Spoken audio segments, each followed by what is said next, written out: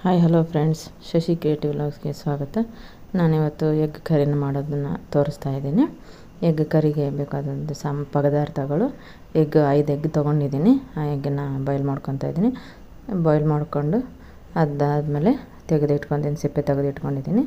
ಅದಕ್ಕೆ ಬೇಕಾದಂಥ ಪದಾರ್ಥಗಳು: ಟೊಮೆಟೊ, ಅರಿಶಿಣ ಪುಡಿ, ಚಿಕನ್ ಮಸಾಲ, ಮಟನ್ ಮಸಾಲ, ಉಪ್ಪು, ಅಲ್ಲ ಕೊತ್ತಂಬರಿ ಪೇಸ್ಟ್, ಕೊಬ್ಬರಿನ ಹುರಿದಿಟ್ಕೊಂಡಿದ್ದೆ, ಖಾರ, ಕೊತ್ತಂಬರಿನ ತೆಗೆದುಕೊಂಡಿದ್ದೀನಿ. ಒಂದು ಪಾತ್ರೆಯಲ್ಲಿ ಎಣ್ಣೆ ಹಾಕಿ, ಎಣ್ಣೆ ಬಿಸಿ ಆದಮೇಲೆ ಅದಕ್ಕೆ 3ರಿಂದ 4 ಟೊಮೆಟೊನ ತೊಗೊಂಡಿದ್ದೆ.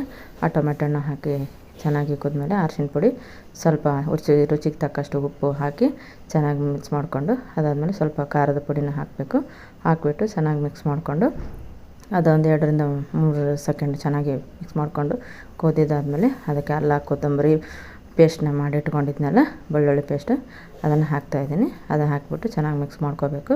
ಈಗ ಕೊಬ್ಬರಿನ ಏನು ಹುರಿದು ಮಿಕ್ಸರ್ ಮಾಡಿಕೊಂಡು ಆ ಕೊಬ್ಬರಿನ ಅರ್ಧದಷ್ಟು ಕೊಬ್ಬರಿನ ಹಾಕ್ಕೊಂಡು ಚೆನ್ನಾಗಿ ಮಿಕ್ಸ್ ಮಾಡ್ಕೋಬೇಕು.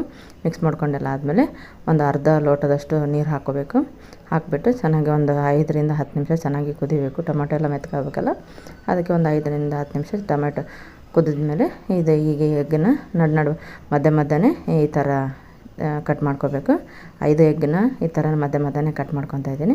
ಅದು ಕಟ್ ಮಾಡಿ ತೆಗೆದಿಟ್ಕೊಂಡು, ಈಗ ಅದೇನು ಕುದೀತಾ ಇದೆಯಲ್ಲ, ಆ ಕುದಿಯೋದ್ರೊಳಗಡೆ ಇದು ಎಗ್ಗನ್ನು ಅದರೊಳಗೆ ಹಾಕ್ತಿದ್ದೀನಿ. 5 ಎಗ್ ತೊಗೊಂಡಿದ್ನಲ್ಲ, ಆ ಎಗ್ ಹಾಕಿ ಚೆನ್ನಾಗಿ ಮಿಕ್ಸ್ ಮಾಡ್ಕೊತಾ ಇದ್ದೀನಿ.